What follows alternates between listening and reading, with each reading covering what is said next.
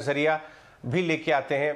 और हमारे साथ इकोमोनिटी जो फर्म है जो लिस्टेड और प्राइवेट कंपनीज में दोनों में इन्वेस्ट करती है क्लाइंट्स के लिए, उनके राजेश सहगल फाउंडर हमारे साथ जुड़ रहे हैं। Rajesh, good morning. हमने देखा राजेश कि ये जो करेक्शन, ये जो वॉर ट्रिगर्ड, ये मैक्रोज ट्रिगर्ड करेक्शन जो था क्रूड के $130 पहुंचने का, वो लिस्टेड स्टॉक्स में तो ऑब्वियसली 10 से 20% करेक्शन आया। अनलिस्टेड मार्केट में भी जो सब्सिक्वेंट डील्स हो रही हैं वो काफ़ी नीचे हम देख रहे हैं अपने उनके प्रीवियस डील से हो रही हैं। ये ये जो करेक्शन बाजार में चल रहा है ऑल अक्रॉस, इस पे आपका क्या ऑब्जर्वेशन है? Thanks Ajay, very nice talking to you in the morning. तो ये सभी के एनालिसिस में सबसे बड़ा क्वेश्चन यही है कि अब क्या होगा और ये क्या हो रहा है। फर्स्ट ऑफ ऑल तो पिछली बार जब हमारी बात हुई थी तो मैंने कहा था कि ये थोड़े वेरिएबल्स हैं मार्केट में जो इम्पैक्ट करेंगे वैल्यूएशंस को, प्राइस को। और उसमें हमारी बात हुई थी रशिया यूक्रेन के बारे में और इन्फ्लेशन के बारे में। और आई थिंक क्या हुआ है पिछले महीने 2 महीने में कि रशिया यूक्रेन का जो क्राइसिस चल रहा था वो प्रॉपर वॉर हो गई है, एंड उसके जो इम्पैक्ट हमने देखा है मार्केट में, जो उसका इम्पैक्ट आना चाहिए था वो आ रहा है और अच्छी तरह आ रहा है। अगर आप इंडेक्स को देखें ऑन द लिस्टेड साइड, तो इंडेक्स आई थिंक पीक से कुछ 7-8% नीचे है, बट काफी स्टॉक्स बहुत ज्यादा नीचे हैं, 20 से 50% तक भी नीचे स्टॉक्स हैं। सो आई थिंक ये अच्छे बुल मार्केट के बीच में एक हेल्दी करेक्शन है, जैसे जहां तक हम सोच रहे हैं। हमारा ये मानना है और ये करेक्शन बहुत जरूरी है। और ये करेक्शन हर बुल मार्केट में, हर हेल्दी मार्केट में हमने देखा है। ये करेक्शन से दो चीजें, एक होता है कि जो अच्छी कंपनी है और जो नॉर्मल कंपनीज भी जिसका भाव बुल मार्केट के वजह से बस बढ़ रहा था, उन सब में एक फर्क आ जाता है। और इन्वेस्टर्स जो हैं वो वेरी क्लियरली देखते हैं कि जो सॉलिड कंपनी है जिनके फंडामेंटल्स बहुत अच्छे हैं, वो कंपनी के परफॉर्मेंस अच्छा चल रहा है, एटलीस्ट उतना नीचे नहीं गया है जितना बाकी काफी कंपनीज का चला गया है। और दूसरा करेक्शंस का ये होता है हमारे जैसे इन्वेस्टर्स के लिए कि ये एक फीडबैक है और एक सिग्नल है कि जिस करेक्शन हम देख रहे हैं ये बहुत देर तक नहीं चलने वाला है। एंड हम लोग तो स्लोली ग्रेजुअली पार्टिसिपेट कर रहे हैं। बात बताइए, इनफैक्ट मैं आपको कंग्रेचुलेट करूंगा, आपका जो नया फंड रेज हो रहा है जिसमें हमारे भी कुछ फ्रेंड्स पार्टिसिपेट कर रहे हैं, हमारे कॉमन फ्रेंड्स। आप तो इस करेक्टिव फेज का फायदा उठाने के मूड में लग रहे हैं। जरा इसके बारे में भी बताइए, जो आपका नया फंड आ रहा है और आप किधर लगाएंगे वो पैसा, किस तरह के थीम्स आप स्टडी कर रहे हैं क्लोजली? बिल्कुल बिल्कुल। तो एक थीम जो हम लोग बहुत ही मानते हैं कि बहुत ही सॉलिड है और अगले 5-10 साल के लिए ये थीम चलेगा, वो है न्यू एज टेक्नोलॉजी बिजनेसेस। जो कि इंडिया में जो ये एंटरप्रेन्योरियल कल्चर है, तो राइट फ्रॉम मोदी से लेके गवर्नमेंट ब्यूरोक्रेसी सबने सपोर्ट किया है, हर स्टेट भी सपोर्ट कर रहा है आजकल। तो ये स्टार्टअप्स में जो इन्वेस्ट करते हैं हम लोग, थोड़ा अनलिस्टेड मार्केट का फंड है ये।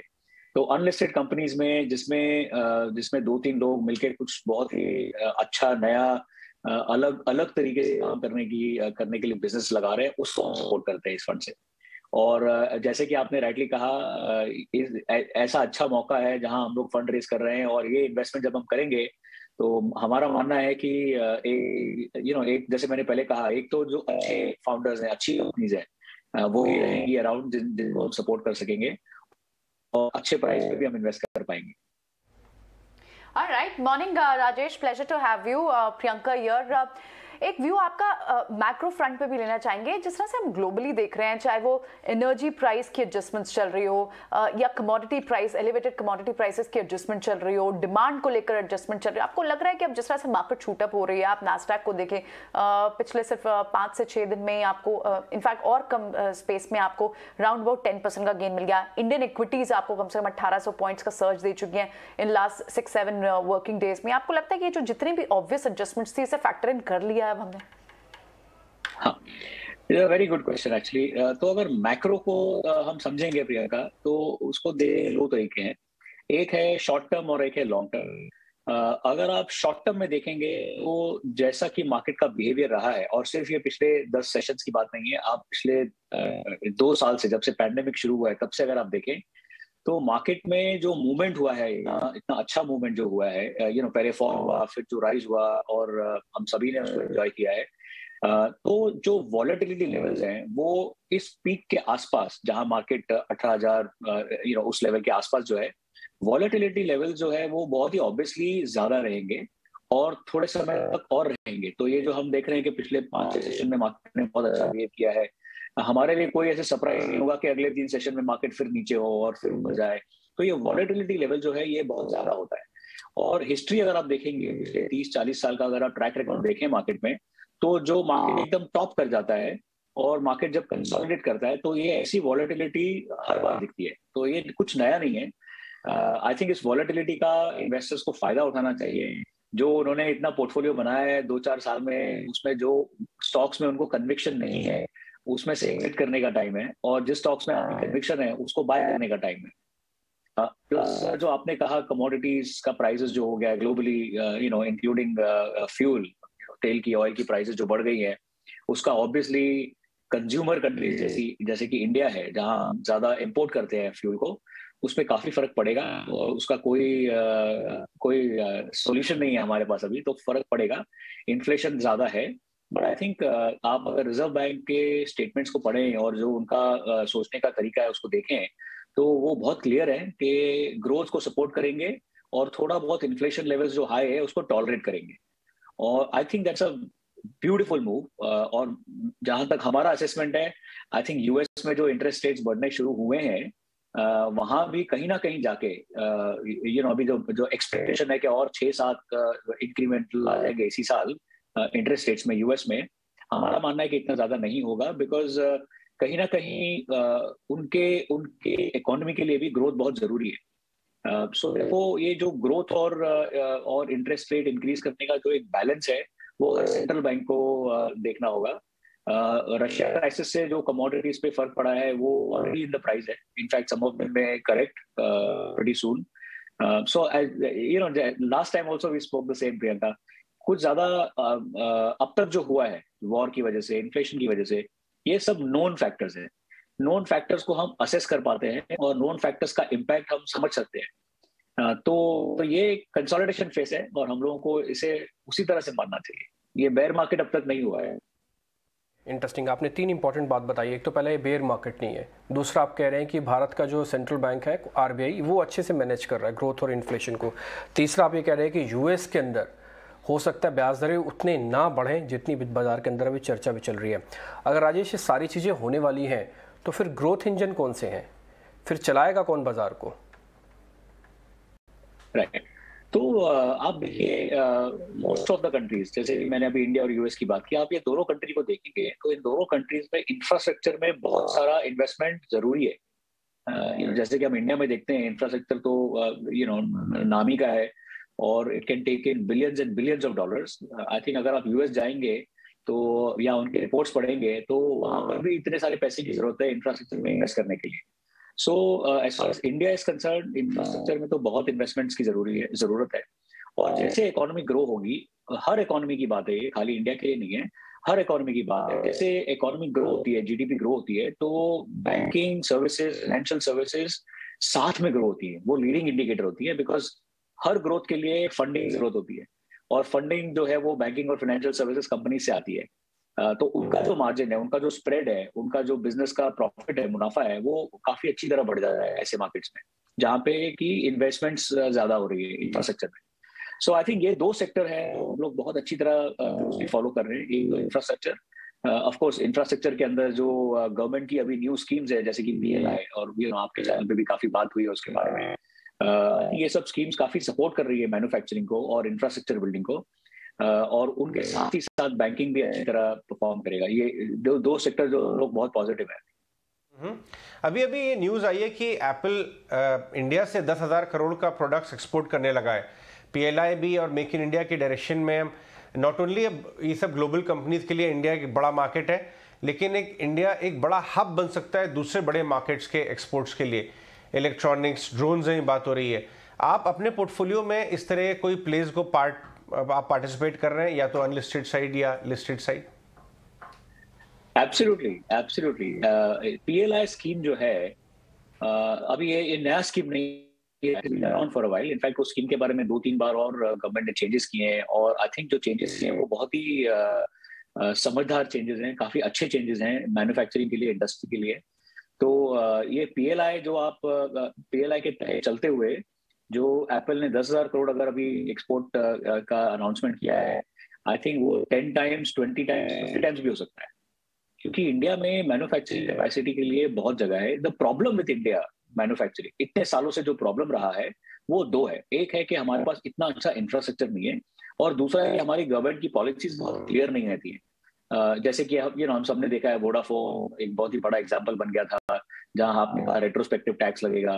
तो ये ग्लोबली जो बड़ी बड़ी कंपनीज हैं, ऑपरेट्स हैं, प्रोड्यूसर्स हैं, उन लोगों के लिए बहुत रिस्क और अनसर्टेनिटी आ जाती है जब गवर्नमेंट्स रेगुलेशंस चेंज करती हैं प्रोएक्टिवली। सो आई थिंक अभी जो गवर्नमेंट चल रही है और जिस तरह से पॉलिसीज बना रही हैं, और जितना आउटरीच है, आप मानोगे नहीं, but ministers are going out and meeting countries, heads of countries, दूसरी कंट्रीज के जो प्रेसिडेंट्स हैं, मिनिस्टर्स हैं, उनको मिल रहे हैं, उनसे बात कर रहे हैं, उनको इन्वाइट कर रहे हैं, न्योता दे रहे हैं कि आप इंडिया में आइए, यहाँ सेटअप करिए।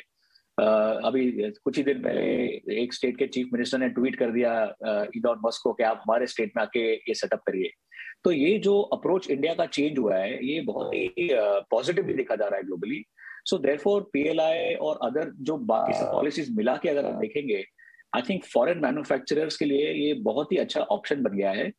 और ये आई थिंक एक बड़ा गिफ्ट है चाइना की तरफ से हम लोगों के लिए, बिकॉज जो चाइना ने लास्ट ईयर किया है, जो रशिया इस बार कर रहा है, आई थिंक सब वेस्टर्न मैन्युफैक्चरर्स जो ग्लोबली बड़े लार्ज मैन्युफैक्चरर्स हैं, वो सब लोग China +1 पॉलिसी फॉलो कर रहे हैं। और आई थिंक इंडिया के लिए एकदम नेचुरल, हम लोग एक नेचुरल +1 है चाइना के। इनफैक्ट राजेश, ये जैसे लिस्टेड स्पेस में मार्केट में होता है कि इंस्टीट्यूशनल सेल्स होती है और कंपनीज अपने आप को मार्केट करती हैं फंड्स को, पहली बार हम देख रहे हैं कि कंट्रीज और स्टेट्स अपने आप को मार्केट कर रहे हैं।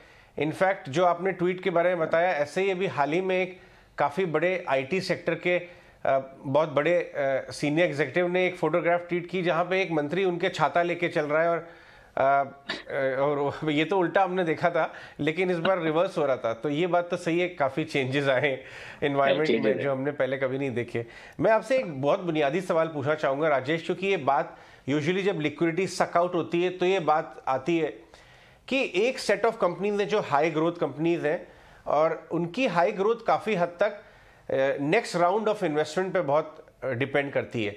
वो एक बहुत बड़ा एक एल्डोरेडो को एक पॉट ऑफ गोल्ड को आय कर रहे हैं 10-20 साल पहले आगे, लेकिन उसको तक पहुंचने तक next round pre A series A B C D, और एक दूसरी कंपनी है जो इतनी हाई ग्रोथ शायद नहीं है, 40-50% कैगर नहीं है, 20-25% कैगर है, लेकिन उनकी ग्रोथ रिटेन्ड अर्निंग्स के ऊपर बेस्ड है और उनको डाइल्यूशन की ज़रूरत नहीं है।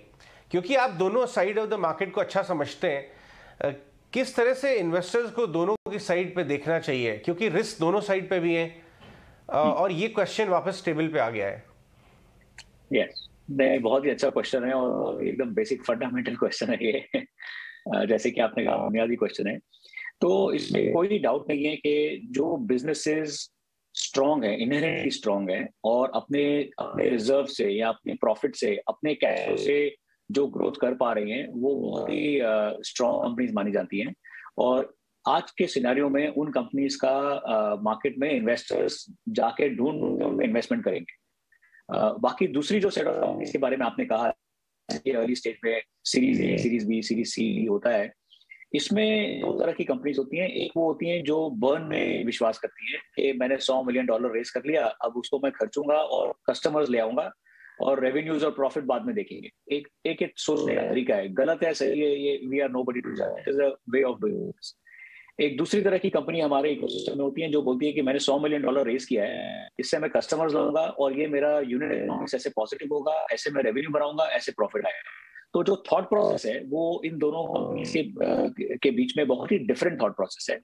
और जो बर्न वाली कंपनीज हैं उनको इस एनवायरनमेंट में तकलीफ जरूर होगी, लेकिन जो अर्न वाली कंपनी है, जो विश्वास करती है कि अर्निंग आना चाहिए, बिजनेस भले बने, 100 मिलियन आए, 500 मिलियन रेस करें, और कंपनीज रेस कर रही हैं। आज के एनवायरनमेंट में भी राउंड्स क्लोज हो रहे हैं, आप तो रोज न्यूज पे आप देखते हैं। तो आई थिंक ये जो डिस्टिंक्शन है जैसे कि हम लिस्टेड मार्केट में देखते हैं, समझने के लिए बहुत इजी होगा कि जो strong large cap listed companies हैं उनमें इतना गिराव नहीं आता है जितना स्मॉल कैप अननोन कंपनीज में आ जाता है। सिमिलरली हमारे अर्ली स्टेज में जो अच्छी कंपनीज हैं, सॉलिड कंपनीज हैं, जो अपने बिजनेस को अच्छी तरह बढ़ा रही हैं, आई थिंक उनको पैसे की कोई कमी नहीं होगी। उनके राउंड आज भी क्लोज है, हम लोग भी इन्वेस्ट कर रहे हैं वैसी कंपनीज में हमारे फंड से। बाकी जो फ्लफ था, जो फ्रॉथ जिसको बोलते हैं, जो कि ऐसे ही सब बहाव में, वो भी उनके भी भाव बढ़ रहे थे, उनको भी पैसे मिल रहे थे, आई थिंक वो थोड़ा स्लो हो जाएगा या कम हो जाएगा। और वो अच्छा है एक्चुअली इकोसिस्टम के लिए Ajay, that is a very good thing. Alright Rajesh, one very quick last question, ऐसे में आप कौन से सेक्टर्स हैं जिनको लेकर इस साल के लिए भी आप बुलिश हैं? डिजिटल ट्रांसफॉर्मेशन हुए, ग्रीन एनर्जी हुए, या फिर कोई और नए थीम या कोई और नए बिजनेस मॉडल्स जो आप यहाँ हाईलाइट करना चाहें?